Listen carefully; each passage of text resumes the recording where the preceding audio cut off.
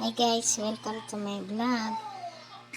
Hingi lang po ako ng advice sa inyo kung sino nakakaalam nito. May alaga kasi akong aso na babae. Parang may dugo yung kanyang ari. Regla po ba yan nila? Kasi hindi ko alam, first time ko lang mag-alaga ng aso. Babae kasi itong alaga ko si Maxi. Namamaga yung kanyang ari. Normal lang po ba yan sa kanila na namamaga? Kasi lagi niyan dinidilaan yan, nililinisan niya palagi. Yung ari niya, namamaga na kasi parang nakakatakot. Tulong naman guys. Normal lang po ba yan sa kanila? Hindi ko kasi alam yun.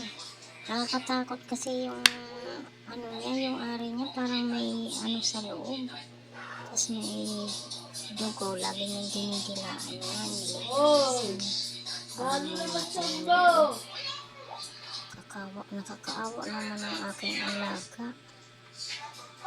Tulong guys, kung sino nakakaalam nito, pa-comment na lang po. Maraming salamat. Ayan oh, magang-maga talaga yung kanyang ari. Kakaawa naman ang aking alaga. Ayan. Lagi ko siyang nililiguan araw-araw. Tapos parang ayaw niya maligo, nag-iiba yung mood niya. Parang naghihilaan kami pag pinapaliguan ko na siya. Nakakita siya ng tubig, iyan. Parang tinatamad siya maligo. Tulong guys. Kasi first time ko lang ganito ng alaga. Nakakaawa kasi. Mamaga na yung ano niya, ari. Pag may lumalapit na asong lalaki, parang gusto siyang sampahan. Nakakaawa naman, kaya lagi kong sinasaway na pinapaalis ko yung mga aso dito na lumalapit sa kanya na mga lalaki.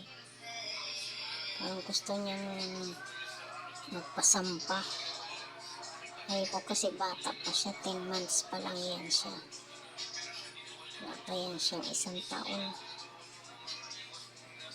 Ba't kaya ganyan? Mamaga sobra yung kanyang ari-ari ba yan? So may dugo siya. Minsan niya nakikita kong patak-patak sa higaan. Kawawa naman ang aking Maxi. Masyado.